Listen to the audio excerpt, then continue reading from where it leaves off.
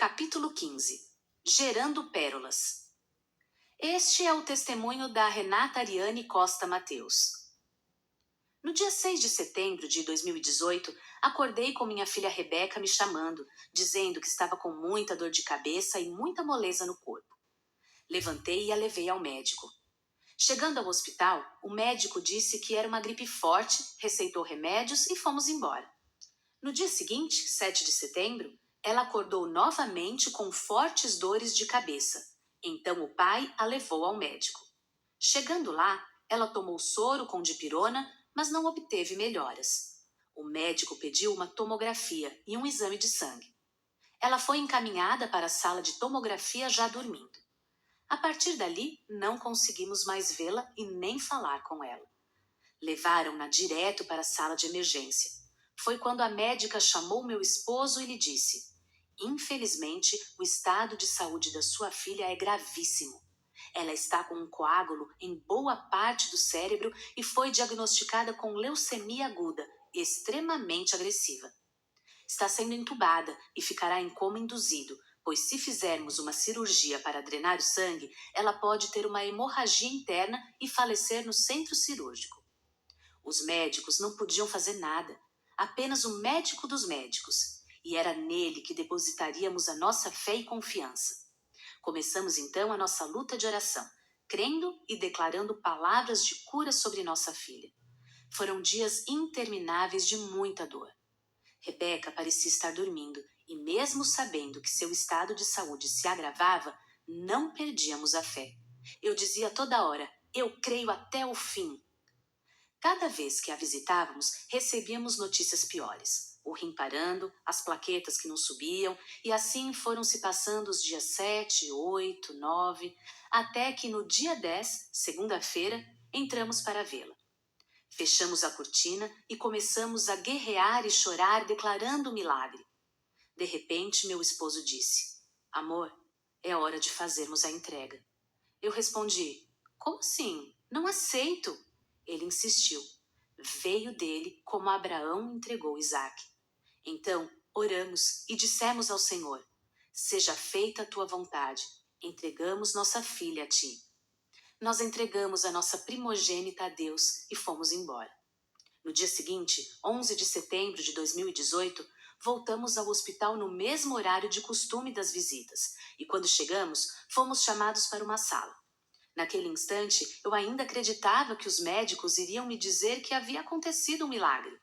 Porém, quando chegamos a essa sala, estavam presentes o psicólogo do hospital, o capelão hospitalar e o médico. Eles nos deram a notícia de que nossa princesa havia partido. Eu não queria acreditar. Foram 4 dias de muito choro e clamor naquele hospital. Nós havíamos orado e cantado no estacionamento do hospital nos 2 períodos de visitas, manhã e tarde, mais de 200 pessoas entre irmãos, amigos e familiares, fora os demais na cidade de Bauru, nos estados e até fora do Brasil. A Igreja do Senhor havia se unido para clamar ao Senhor.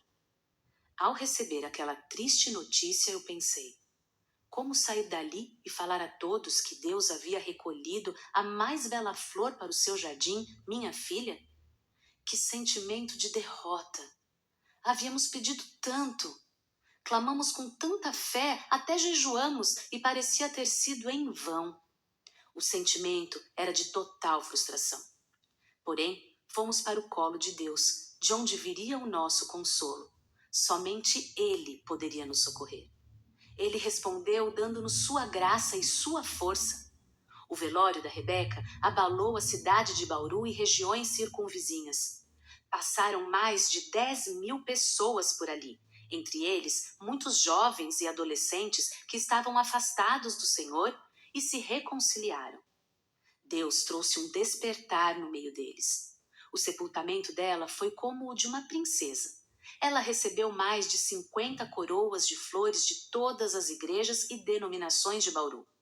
O cortejo fúnebre foi acompanhado pela polícia militar, pelo corpo de bombeiros e pelo Águia. Foram dias difíceis, muito difíceis. No domingo seguinte, dia 16, daquela mesma semana, fomos ao culto. Sim, fomos procurar cura no altar, no mesmo local onde velamos nossa filha, porque aquele não seria para sempre um lugar de morte. Aquele seria para nós um lugar de vida. Fomos adorar ao Senhor porque nos apegamos à sua palavra que nos diz: e sabemos que todas as coisas contribuem juntamente para o bem daqueles que amam a Deus, daqueles que são chamados segundo o seu propósito. Romanos, capítulo 8, versículo 28. O difícil foi continuar acreditando. O difícil foi pregar milagre, fé e cura divina quando o milagre não aconteceu para nós. Não foi fácil levantar e continuar adorando ao Senhor Jesus em meio às cinzas e ao luto. Depois de 23 dias da partida da nossa princesa Rebeca, tínhamos uma conferência de mulheres a ser realizada. Decidimos não desmarcar, porque vimos que Deus tinha um propósito nisso também. O tema era Mulheres Pérolas. Junto comigo, a preletora convidada seria a Eichla. Só Deus sabe a dor que estávamos sentindo. O tema foi profético. Pérolas são geradas na dor. Estávamos ali como testemunhas vivas do milagre, o milagre que nós éramos. Estávamos juntas, extraindo o melhor de Deus, suas pérolas, em meio à nossa dor. Foi forte demais o que Deus fez naquela conferência, na qual mais de 4.000 mulheres foram impactadas com a glória do Senhor Jesus. Nós cantamos, ministramos, profetizamos em meio à dor, tudo isso porque compreendemos que o altar é lugar de restauração para a nossa vida, lugar onde somos curadas para curar. Eis-nos aqui, Senhor. É necessário entregar e confiar. No dia da conferência, lancei um livro que eu já estava escrevendo há anos. Gere suas pérolas, mente curada, mulher transformada. O que eu não imaginava era que seria um processo tão doloroso. A partida da minha filha gerou uma pérola em mim. Acredite nos sonhos de Deus para você. Acredite nas promessas do Senhor e não desista do que Deus tem para a sua vida. Mesmo em meio às perdas, levante-se. Deixe que Deus cure as suas feridas e troque as suas cinzas por uma coroa de glória. Deixe que Deus derrame óleo de alegria sobre o seu pranto. Não digo que tem sido fácil, mas decidimos não parar diante dos desafios. Saudade, lembranças, dores, vazio, conflitos. O luto é difícil demais, mas temos nos levantado e prosseguido. Decidimos não parar. Vamos prosseguir gerando pérolas. O céu é o nosso limite. Renata Ariane Costa Mateus. Confesso que, quando soube o que havia acontecido na vida da pastora Renata, pensei em desmarcar a minha ida. Eu tive tanto medo de reviver aquela dor. Porém, depois de orar e ter paz, decidi prosseguir com o compromisso. Foi muito difícil ver a tristeza estampada no rosto daquele pai, devastado pela saudade.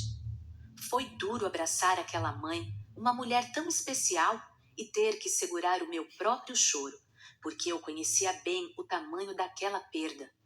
Ainda lembro a palavra que Deus ministrou ao meu coração naquela noite, como fonte de cura para aquela igreja que, embora fosse tão poderosa, estava sofrendo junto com aquela família a dor daquela despedida inesperada e precoce. Quero compartilhar alguns pontos dela com você. Vamos meditar na palavra? Mais tarde, os exércitos dos reis de Moabe, de Amon e dos Meunitas declararam guerra a Josafá e ao povo de Judá. Então informaram a Josafá: um enorme exército está vindo de além do Mar Morto, da Síria, em Hazazon Tamar, isto é, em Gedi. Josafá ficou muito perturbado e resolveu pedir ajuda ao Senhor e anunciou um jejum a todo o povo de Judá. Pessoas de todas as cidades vieram reunir-se em Jerusalém para buscar a ajuda do Senhor. Josafá se colocou em pé no meio da congregação de Judá e de Jerusalém, no pátio novo do templo do Senhor, e fez esta oração: Ó Senhor, Deus de nossos pais, o único Deus que está nos céus, aquele que governa todos os reinos da terra. Força e poder estão em suas mãos. Quem pode resistir ao Senhor? Ó nosso Deus, Porventura o Senhor não expulsou os habitantes que moravam nessa terra diante de Israel, o seu povo, e não foi o Senhor que deu esta terra para sempre aos filhos de seu amigo Abraão? O seu povo passou a morar aqui e construiu este santuário em honra ao seu nome, dizendo: se enfrentarmos alguma calamidade como guerra, doença ou fome, nós nos colocaremos aqui diante deste templo, onde o Senhor mora, e clamaremos ao Senhor para salvar-nos em nossa angústia. E o Senhor nos ouvirá e nos salvará. Agora, pois, veja que estão aqui os exércitos de Amon, de Moabe e de Edom. O Senhor não permitiu que nossos pais invadissem aquelas nações quando Israel saiu do Egito. Por isso, os israelitas se desviaram deles e não os destruíram. Veja agora como eles nos retribuem, pois vieram para expulsar-nos da terra que o Senhor nos deu por herança. Ó nosso Deus, o Senhor não vai julgá-los? Não temos condições de enfrentar esse exército poderoso. Não sabemos o que fazer, mas estamos olhando para o Senhor. 2 Crônicas, capítulo 20, versículos 1 a 12. Muitas de nossas batalhas aparecem no cenário da nossa existência exatamente assim, de forma inesperada. Sem avisar, elas chegam e ameaçam a nossa paz, nossa tranquilidade e nossa felicidade. São batalhas que nos tiram o equilíbrio e nos deixam devastados e temerosos. Como lutar com algo aparentemente mais poderoso? Como lidar com o desconhecido? O rei Josafá se sentiu assim, com medo, inseguro e confuso. O inesperado havia chegado. Um episódio que comprometeria não somente a sua vida, mas a vida de todos os que estavam atrás dos portões daquela fortaleza. A caminho de Judá estavam 3 exércitos humanamente mais poderosos, mais potentes e mais preparados. Não havia esperança alguma, humanamente falando. No meio desse caos, Josafá encontra o seu lugar em Deus.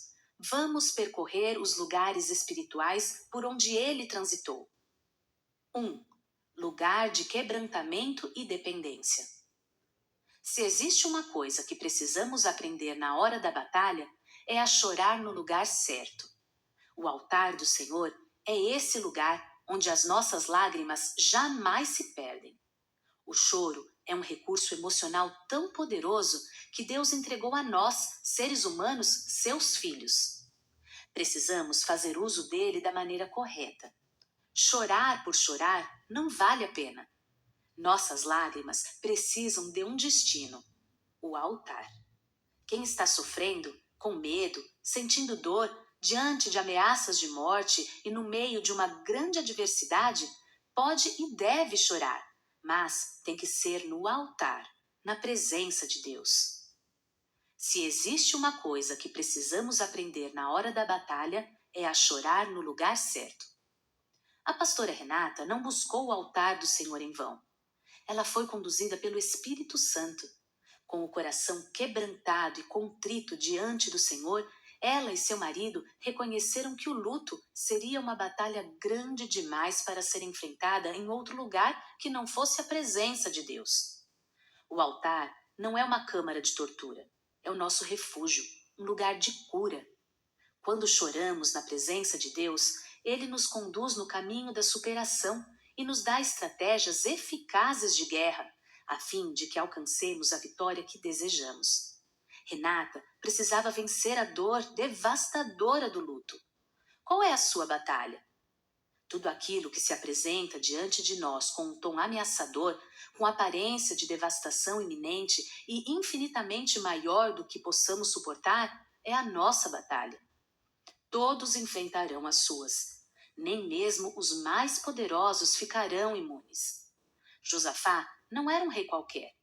Embora seu exército contasse com mais de 1 milhão de soldados, não era páreo para os 3 reinos que estavam gritando do lado de fora dos portões. Tem hora que os nossos recursos, por mais poderosos que sejam, não conseguem dar conta do recado. Tem hora que a nossa teologia não é suficiente. Há ocasiões em que os nossos argumentos não vencem. Tudo o que nos resta é o quebrantamento. esse lugar onde baixamos as armas e buscamos a Deus. Abrimos mão de tudo o que pensamos ser e nos rendemos diante daquele que tem todo o poder. Nesse lugar, compreendemos que Deus está no controle, não nós. Agora, estamos prontos para ouvir sua voz. 2. Lugar de unidade e comunhão. Pessoas de todos os lugares se reuniram para pedir ajuda ao Senhor. É incrível como uma batalha pode unir pessoas em favor de uma causa. Tanto na história da Renata quanto na minha, centenas de pessoas diariamente se reuniam no hospital para clamar por cura divina. Milhares de pessoas espalhadas por esse Brasil e por outras nações também oraram. Nenhuma oração se perdeu. Ninguém orou em vão. Quando Deus não atende uma oração, Ele muda um coração. Na hora da dor, precisamos desse ajuntamento. Conversas ao redor da mesa, orações de mãos dadas, abraços que curam, tudo isso é essencial em momentos de crise e batalha pessoal. Seja qual for a luta, ela se torna mais tênue se a enfrentamos em unidade com os nossos irmãos. Não devemos nos isolar na hora da dor. Precisamos de amigos que nos encorajem, nos levantem e nos animem. Noemi teve sua Ruth, Davi teve seu Jonatas, Paulo teve seu Silas, Moisés teve seu Josué, Elias teve seu Eliseu, Maria teve a sua Isabel.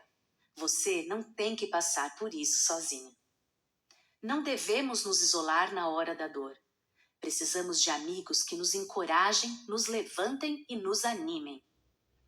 Como é bom e agradável quando os irmãos vivem em união. Salmos, capítulo 133, versículo 1. Josafá percebeu que aquela seria uma batalha vencida em unidade. Então ele convocou o povo. Cada um tem o seu povo e sabe exatamente com quem pode contar na hora da angústia. Na antiguidade, os escudos usados nas batalhas tinham encaixes para que os soldados pudessem se unir quando a batalha se intensificasse. Nunca somos tão poderosos como quando somos nós. E os abraços que curam. Como são bem-vindos na hora da dor. Quando estamos perto das pessoas certas, sentimos-nos encorajadas a seguir em frente. As ameaças, outrora paralisantes, tornam-se molas propulsoras que nos direcionam ao milagre. Na comunhão, Deus ordena a bênção. Jesus declarou que estaria presente no mesmo lugar onde 2 ou 3 pessoas estivessem reunidas em seu nome. Há poder na oração da concordância. Há poder na unidade dos membros do corpo. Tenho viajado por esse Brasil afora e visto o poder da unidade das mulheres. Elas têm se levantado como guerreiras, promovido congressos, defendido causas nobres, cumprindo o ID de Jesus. Que coisa poderosa é participar de eventos liderados por mulheres unidas. Quem disse que elas estão ali por diversão? Quem disse que elas não estão sofrendo por trás daquela maquiagem, dos belos trajes e dos saltos altíssimos? Elas sofrem, mas avançam. Assim como a pastora Renata, que no meio do seu luto encontrou forças para reunir mais de 4.000 mulheres em uma conferência profética, muitas têm superado as suas próprias dores e encontrado cura nessa unidade proporcionada pelo ajuntamento do povo de Deus. Recentemente, participei de um congresso em Bruxelas com a querida pastora Helena Tanuri e pude ver mulheres de diversos países, mulheres acima de suas dores e crises, mulheres unidas adorando ao Senhor. Só a eternidade dirá o impacto que isso causou no mundo espiritual. Na hora da batalha, não se isole. Deus preparou amigos para se unirem a você nesse negócio contra o inimigo. Intercessores, ombros amigos, ouvidos que estão prontos a escutar o seu desabafo. Precisamos desse lugar de unidade e comunhão na presença do Pai. 3.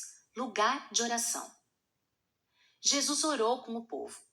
Jesus nos ensinou a orarmos sozinhos no quarto com a porta fechada. Só pode orar publicamente quem já está habituado a fazê-lo secretamente. Nossas orações públicas são ineficientes se não conhecemos o caminho do quarto secreto a sós com Deus. Mas você, quando orar, vá para o seu quarto, feche a porta atrás de você e ore ao seu pai que está em secreto. E seu pai, que conhece os seus segredos, recompensará você. Mateus, capítulo 6, versículo 6. Josafá orou com o povo porque já estava acostumado a estar com Deus a sós. Colocou-se em pé diante da congregação porque já estava habituado a colocar-se de joelhos diante do Senhor em secreto. Precisamos compreender que nossas batalhas jamais serão vencidas sem oração. Precisamos compreender que nossas batalhas jamais serão vencidas sem a oração. Seja publicamente ou em secreto, em alta voz ou com gemidos inexprimíveis, não daremos conta se não orarmos. A oração é a nossa conexão com Deus. Através da palavra, Deus fala conosco. Quando oramos, nós falamos com Deus. Ele sabe do que precisamos mesmo antes de abrirmos a boca. Mas mesmo assim, Ele nos incentiva a pedir, buscar e bater. Peçam, e vocês receberão aquilo que pedirem. Procurem, e vocês acharão.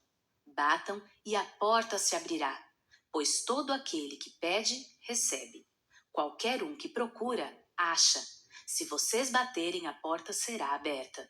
Mateus, capítulo 7, versículos 7 e 8. A oração, além de servir para comunicar a Deus nossos pedidos, embora Ele já saiba quais são, serve para que Deus nos lembre o quão limitados somos.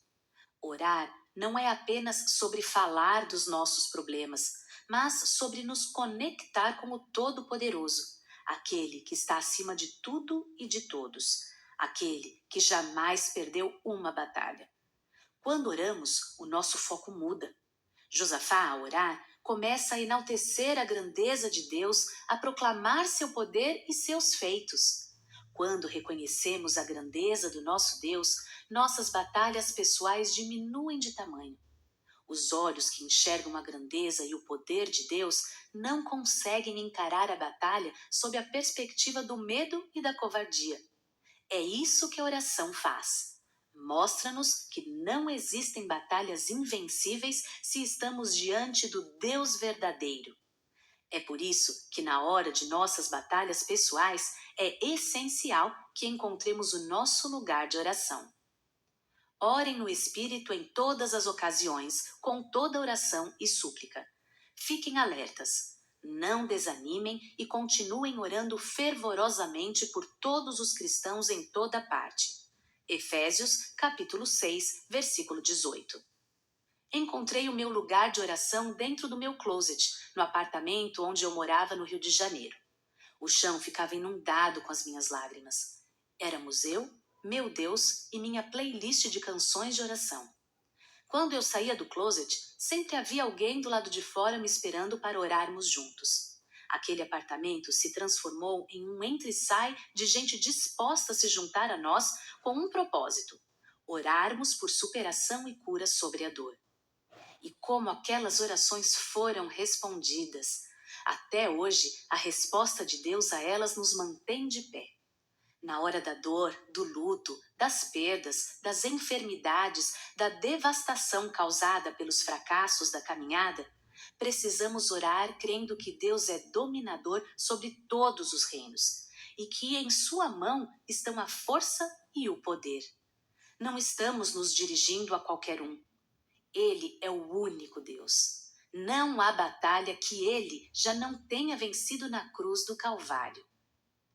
4. Lugar de boas lembranças. No meio de uma ameaça de morte, Josafá começa a trazer à memória aquilo que Deus havia realizado no passado. Olhar para o passado com gratidão é uma boa estratégia na hora da batalha. O Deus que operou milagres no passado é o mesmo. Ele não diminuiu em tamanho ou em poder. Josafá fez uma lista dos feitos de Deus e apresentou a ele, como se ele não lembrasse. Mas é assim mesmo que se ora. Dizemos a Deus aquilo que, na realidade, nós é que necessitamos recordar. Boas lembranças não existem para nos aprisionar ao passado, mas para nos provar que o Deus que agiu no passado é o mesmo que tem poder para fazer coisas infinitamente mais impactantes e poderosas no futuro. Trazer à memória um passado de vitória nos dá esperança para encararmos um futuro de glória. Não é saudável ficarmos aprisionados ao saudosismo como se o que passou fosse tudo o que tivemos de bom, não restando mais nada. Deus ainda tem muito mais a nos oferecer no futuro. Boas lembranças servem para nos trazer esperança. O apóstolo Paulo nos ensina em sua carta aos Romanos o seguinte princípio: podemos nos alegrar igualmente quando nos encontrarmos diante de sofrimentos, pois sabemos que os sofrimentos produzem a paciência. E a paciência desenvolve em nós a força de caráter. E a força de caráter desenvolve em nós a esperança. Romanos, capítulo 5, versículos 3 e 4. Podemos nos alegrar até em meio às piores batalhas pessoais, sabendo que elas nos fazem percorrer um caminho que nos leva à esperança. A esperança deve ser o destino de quem sofre, não o desespero. É para isso que existe esse lugar de boas lembranças, para nos dar esperança. Nessa busca por esperança, vale sorrir, vendo fotos, contando os fatos que marcaram, sentindo o cheiro das roupas que ainda ficaram. Vale lembrar dos bons momentos, vale até chorar, mas não vale parar. Também não vale se deixar aprisionar pelas lembranças. Elas existem para nos mostrar quem somos e que as pessoas que partiram sempre serão para nós. Boas lembranças não devem nos subjugar nem nos aprisionar ao passado. O Deus das boas lembranças também é o Deus de um glorioso futuro. E clamaremos ao Senhor para salvar-nos em nossa angústia, e o Senhor nos ouvirá e nos salvará. 2 Crônicas, capítulo 20, versículo 9b. 5. Lugar de lucidez. Uma pessoa lúcida é aquela que tem a capacidade de compreender e expressar com clareza o que se passa em sua vida no meio em que vive. Na psiquiatria, a lucidez chega a ser definida como período de sanidade percebido entre momentos de confusão mental. Percebo que algumas batalhas chegam a nossas vidas para nos roubar completamente o nosso senso de realidade. Ficamos atordoados, perdidos e sem direção. Mas há um lugar de lucidez e sensatez na presença do Senhor. Um lugar onde até mesmo aquilo que não faz o menor sentido assume forma de bênção, por revelar-nos a grandeza e o amor desse Deus que não está atordoado, equivocado, enganado em suas decisões. É nesse lugar que temos uma nítida compreensão dos fatos, mas nem sempre somos compreendidos. É nesse lugar que as pessoas não conseguem decifrar nossos gemidos inexprimíveis, mas Deus nos revela o seu coração. É lá que a nossa alma se torna transparente. Aliás, lúcido é também tudo aquilo que admite a passagem de luz. Que haja luz sobre a sua dor. Que haja luz sobre o choro, sobre o medo, sobre as perdas, sobre a enfermidade, sobre a saudade, sobre a insegurança, sobre os pecados não confessados, sobre a angústia, sobre a mágoa, sobre o luto, sobre a frustração, sobre a devastação. Haja luz. Deus suporta a nossa lucidez. Ele deseja que a sua luz nos atravesse por inteiro e acabe com a escuridão que insiste em nos cercar. O rei Josafá estava completamente lúcido a respeito da sua batalha e da força dos seus inimigos. Ele os apresentou a Deus da seguinte maneira: aqueles que poupamos quando saímos do Egito, aqueles a quem não destruímos, eles mesmos nos devolvem o bem com o mal. Querem roubar a nossa herança e nos expulsar da nossa terra. O inimigo vem para roubar tudo. Um dos seus adjetivos é ladrão. Ele quer usar as batalhas para nos devastar completamente sem que nos reste nada. Como agradecemos a Deus por tudo isso? É Ele quem nos faz vitoriosos por meio de Jesus Cristo, nosso Senhor. 1 Coríntios, capítulo 15, versículo 57. Quando encontramos esse lugar de lucidez em meio à guerra, conseguimos discernir a dureza do inimigo sem perder a percepção da grandeza do nosso Deus. Mas, apesar de tudo isso, temos uma vitória esmagadora por meio daquele que nos amou. Romanos, capítulo 8, versículo 37. Pois todo filho de Deus pode obedecer-lhe derrotando o mundo. Com a nossa fé, conseguimos a vitória sobre o mundo. 1 João, capítulo 5, versículo 4. As batalhas fazem parte da vida. Teremos que enfrentá-las enquanto estivermos vivendo nesse mundo. A vontade de Deus é que estejamos sóbrias, lúcidas, vigilantes e conscientes da batalha, sem permitir, no entanto, que essa lucidez tire o nosso foco do poder e da soberania de Deus. Existe um lugar de lucidez onde Deus nos mostra o perigo iminente, mas é nesse mesmo lugar que Ele nos revela quem somos nele e quem Ele é para nós. Estar lúcida em meio à minha guerra contra a morte do meu filho me ajudou a ser consciente do perigo de morte que eu também corria. Morte dos meus sonhos, da minha família, das promessas de Deus para mim, do meu casamento e dos meus demais relacionamentos. É isso que acontece quando a morte chega. Ela quer levar tudo o que temos. É nesse lugar de lucidez que percebemos toda a verdade sobre a batalha que se trava e somos fortalecidos pela palavra. A poderosa palavra de Deus traz luz à nossa escuridão e paz ao nosso coração. Estar lúcida é estar consciente sem se apavorar. É ter noção da dimensão da batalha sem se entregar. É saber com o que estamos lutando, sem perder a percepção do Deus que está à frente de tudo, pelejando por nós. Assuma o seu lugar de lucidez nesta batalha, mulher. Você não foi chamada para viver alienada e indiferente. Acorde, você que está dormente. É nesse lugar de lucidez que Deus vai renovar a sua mente e preparar você para grandes conquistas. 7. Lugar de vitória antes do fim da batalha. Existe um lugar de vitória em Deus que é inegociável e não precisa de fatos concretos para existir. Simplesmente está ali, na vida de quem crê. Esse lugar existe a despeito de toda e qualquer circunstância. Ó nosso Deus, o Senhor não vai julgá-los? Não temos condições de enfrentar esse exército poderoso. Não sabemos o que fazer, mas estamos olhando para o Senhor. 2 Crônicas, capítulo 20, versículo 12. Quando declarou que não possuía recursos para enfrentar aquele exército, Josafá estava sendo lúcido. Quando confessou que não sabia o que fazer, estava sendo transparente.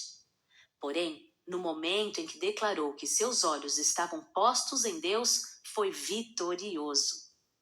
Nossas batalhas não são vencidas apenas quando visualizamos o exército inimigo caído no chão, mas quando enxergamos o Deus que tem toda a honra, toda a glória, todo o poder e todos os exércitos da terra em suas mãos. No momento exato em que colocamos os nossos olhos em Deus, nossas batalhas são vencidas no mundo espiritual. Moisés venceu Faraó no mesmo instante em que pegou a serpente pelo rabo e ela se transformou novamente em uma vara, a mesma que ele levantaria ao céu enquanto estendia a outra mão em direção ao mar. O mesmo mar que se abriu para os filhos de Israel passarem a pés enxutos e que se fechou sobre os exércitos de Faraó. Noé venceu o dilúvio no momento em que pegou o primeiro pedaço de madeira para construir a arca. Ana venceu a esterilidade no momento em que derramou a primeira lágrima no templo do seu Deus. Jesus venceu Satanás muito antes da fundação do mundo. Bendito o Deus e Pai de nosso Senhor Jesus Cristo, que nos tem abençoado com toda sorte de bênção espiritual nas regiões celestiais em Cristo, assim como nos escolheu nele antes da fundação do mundo, para sermos santos e irrepreensíveis perante ele. E em amor nos predestinou para ele, para a adoção de filhos, por meio de Jesus Cristo, segundo o beneplácito de sua vontade. Efésios, capítulo 1, versículos 1 a 5. O final de cada batalha já está decidido na eternidade. O desfecho é este: o Cordeiro venceu. Se ele venceu, nós também vencemos com ele. Sabendo que não foi mediante coisas corruptíveis, como prata ou ouro, que fostes resgatados do vosso fútil procedimento que vossos pais vos legaram, mas pelo precioso sangue, como de cordeiro sem defeito e sem mácula, o sangue de Cristo, conhecido com efeito antes da fundação do mundo, porém manifestado no fim dos tempos, por amor de vós que, por meio dele, tendes fé em Deus, o qual o ressuscitou dentre os mortos e lhe deu glória, de sorte que a vossa fé e esperança estejam em Deus. 1 Pedro, capítulo 1, versículos 18 a 21. Jesus resolveu completamente o problema do medo, da dor, da mágoa, do luto, do pecado, da vergonha, da solidão. Jesus venceu cada uma de nossas batalhas antes mesmo que elas chegassem de forma inesperada e batessem à nossa porta, assim como aconteceu na vida do rei Josafá. O desfecho dessa história não poderia ter sido mais glorioso. O Espírito do Senhor desceu no meio da congregação sobre um profeta chamado Jaaziel. Seu nome quer dizer observado por Deus. Jaaziel foi o portador das boas notícias de Deus para aquele povo apavorado. Ele disse: Escutem-me, todos vocês, povo de Judá e de Jerusalém, e também o rei Josafá. Assim diz o Senhor: não tenham medo. Não fiquem desanimados por causa deste exército poderoso, pois a batalha não é de vocês, mas de Deus. Amanhã, desçam e ataquem esse exército. Vocês vão encontrá-lo subindo as ladeiras de Ziz, no fim do vale, em frente do deserto de Jeruel. Mas vocês não terão de lutar. Fiquem em posição de combate, fiquem firmes e vejam a incrível operação de salvamento que o Senhor realizará por vocês. Ó povo de Judá e de Jerusalém, não tenham medo nem fiquem desanimados. Vão enfrentá-los amanhã, pois o Senhor está com vocês. 2 Crônicas, capítulo 20, versículos 15 a 17. Quando Josafá ouviu esta palavra, ele e todo Judá se prostraram adorando ao Senhor. Os levitas prepararam um louvor e começaram a cantar e tocar muito alto, em ritmo de festa e celebração. Eles se levantaram bem cedo e saíram em direção ao deserto de Tecoa. Sim, porque quando encontramos o nosso lugar de vitória, nem mesmo os piores desertos podem nos ameaçar. Eu comecei a cantar novas canções para Deus antes mesmo de vencer o luto. E como eu desejava vencê-lo! Quantas ameaças de morte eu sofri! Quantas vezes pensei que não ia suportar tanta saudade! Até que encontrei o meu lugar de vitória em meio à dor. Não é escondida entre quatro paredes que se vence uma batalha, mas partindo para a guerra.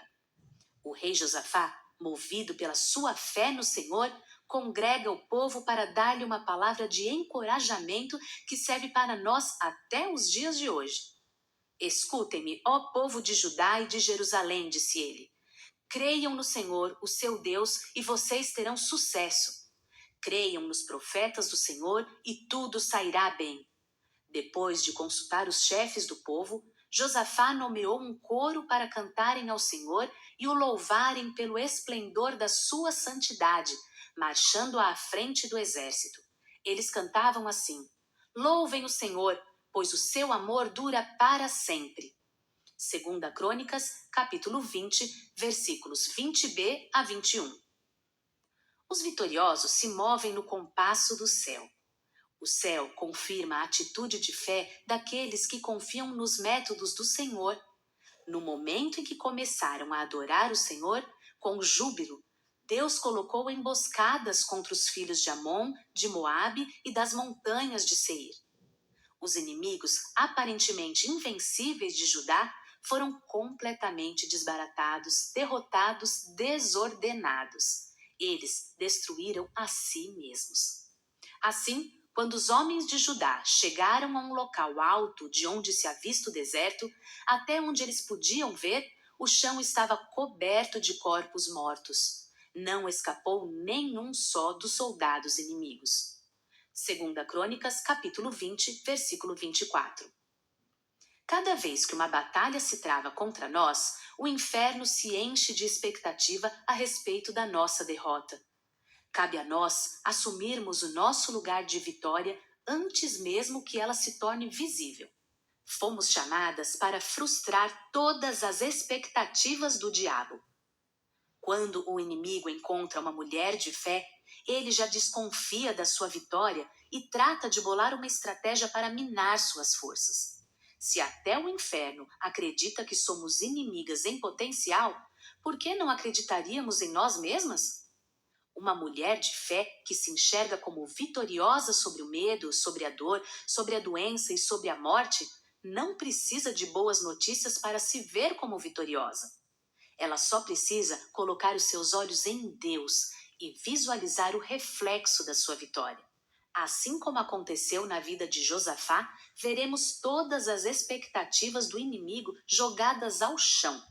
Nenhuma estratagema de Satanás pode prevalecer diante de uma mulher de fé que encontra o seu lugar de vitória no meio da batalha, antes que ela tenha sido vencida. Nossas batalhas podem até começar com lágrimas, com medo e com choro, mas o melhor de Deus já está a caminho. Ele já preparou um lugar de vitória para nós, ainda que a guerra não tenha acabado. Então voltaram para Jerusalém, com Josafá à frente do povo, cheios de alegria porque o Senhor os salvou dos inimigos de maneira tão maravilhosa. Entraram marchando em Jerusalém ao som de harpas, liras e trombetas e se dirigiram ao templo. Quando os inimigos de Israel ouviram falar que o próprio Senhor havia lutado contra os inimigos do seu povo, o temor de Deus caiu sobre eles. E o reino de Josafá continuou tranquilo, pois o seu Deus concedeu paz com todas as nações vizinhas. Segunda Crônicas, capítulo 20, versículos 27 a 29. E houve paz. Haverá paz antes, durante e depois de cada batalha que se travar contra nós. Haverá paz apesar das guerras. As batalhas não vão cessar enquanto estivermos deste lado da eternidade, mas sempre haverá para nós esse lugar de vitória que nos garante paz. A paz que supera todo o entendimento, que não precisa de motivos para existir. Ela tem nome: Jesus. Quanto à pastora Renata, ela está seguindo em frente, em seu lugar inegociável de vitória. Continua gerando pérolas no meio do luto, das lágrimas e da saudade. Sua igreja dobrou de tamanho, seu casamento está mais firme que nunca. Ela segue em frente ao lado do pastor Delton, seu marido tão amado. Seu ministério tem sido uma inspiração, tanto em Bauru como nas demais cidades do Brasil. Ela decidiu colocar os seus olhos em Deus, e isso tem feito toda a diferença em sua trajetória. Existe uma canção muito linda que me foi enviada por uma amiga no tempo mais difícil das minhas mais recentes batalhas. É de autoria da querida Heloísa Rosa e também foi interpretada por ela em um de seus álbuns. Está em minha playlist pessoal de oração. Gostaria de convidar você a refletir nessa letra enquanto descobre o seu próprio lugar na batalha da sua existência. Há um lugar de descanso em ti, há um lugar de refrigério em ti. Há um lugar onde a verdade reina, esse lugar é no Senhor. Há um lugar onde as pessoas não me influenciam. Há um lugar onde eu ouço teu espírito. Há um lugar de vitória em meio à guerra. Esse lugar é no Senhor. Esse lugar é no Senhor. Esse lugar é no Senhor. Esse lugar é no Senhor. Esse lugar é no Senhor. Há um lugar onde a inconstância não me domina. Há um lugar onde minha fé é fortalecida. Há um lugar onde a paz é quem governa. Esse lugar é no Senhor. Há um lugar onde os sonhos não se abortam. Há um lugar onde o temor não me enrijece. Há um lugar que quando se perde é que se ganha. Esse lugar é no Senhor. Tu és tudo o que eu preciso, Jesus. Heloísa Rosa, há um lugar. Não pare, mulher de fé. Ocupe o seu lugar. Ele existe e é somente seu. Não abra mão da sua posição nessa batalha. Deus conta com você. E, por falar em mulher de fé, trago mais um testemunho e desta vez da Josiane. Existem momentos na nossa vida nos quais Deus permite que passemos por situações surpreendentes. Há mais de 5 anos, quando recebi o diagnóstico de que tinha uma doença autoimune, lúpus, a minha vida virou de cabeça para baixo. Como qualquer ser humano normal, eu não estava preparada psicologicamente para administrar aquilo tudo. Olhar no espelho e ver o reflexo de alguém que fisicamente não parecia ser eu, ser afastada do convívio de muitos amigos e da minha igreja por causa da minha imunidade baixa e os efeitos de medicamentos que mexiam com todo o meu físico e o organismo. Mas Deus estava no controle de tudo. No decorrer daquele tratamento intenso, o Senhor me fez enxergar coisas que, com a minha vida corrida, eu jamais enxergaria. Foi exatamente nesse tempo que ele me mostrou que minhas expectativas seriam muitas vezes frustradas. Ainda em tratamento e acompanhada pela minha médica, depois de 4 meses fui liberada. Enquanto continuava com o uso dos medicamentos, eu decidi que, em vez de ficar em casa alimentando minha dor, porque não estava totalmente restaurada, iria voltar a fazer a obra de Deus. Ao ministrar ao coração das pessoas, no meio do caminho, encontrei dezenas de outras que me disseram que haviam perdido entes queridos com o mesmo quadro em que eu me encontrava, e foi a partir daí que percebi que o milagre era eu. A história parecia um fim, mas seria apenas o começo de um novo tempo na minha vida. Deus me fez crescer e amadurecer no meu tempo de dor, e ainda pude levar esperança a outras pessoas, dizendo a cada uma delas: se você está vivo, é porque Deus ainda tem algo a realizar através da sua vida. Não ponha um ponto final naquilo que Deus não finalizou. Siga em frente mesmo que, em vez de canções, só existam lágrimas. O Consolador, o Espírito Santo, traduzirá cada lágrima na oração que está dentro de você. Não desista. Amanhã pode ser o dia em que as pessoas contarão o que você representa na vida delas com a sua história de milagre. As lágrimas de hoje serão o motivo da sua alegria de amanhã. Josiane, minha amiga, mulher de fé. O milagre é a Josi. Eu teria inúmeros outros depoimentos para compartilhar a fim de que vocês fossem encorajadas, edificadas e incentivadas a seguir em frente.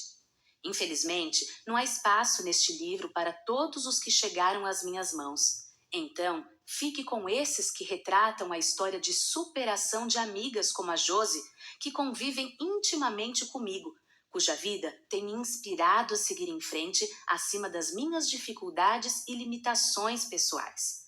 Quando olho para a Josi e lembro do estado em que a encontrei no dia em que fui visitá-la com a minha irmã Lislane, irreconhecível, inchada, debilitada, sem imunidade alguma, totalmente sem perspectiva de vida, eu preciso acreditar que Deus ainda opera milagres. Sabem o que eu faço quando encontro uma mulher de fé no caminho? Eu grudo nela. Eu quero ouvir seu testemunho e seus conselhos. Uma palavra de encorajamento que sai da boca de uma guerreira dessas vale ouro. Você tem noção do que se perde diante de um quadro de doença incurável?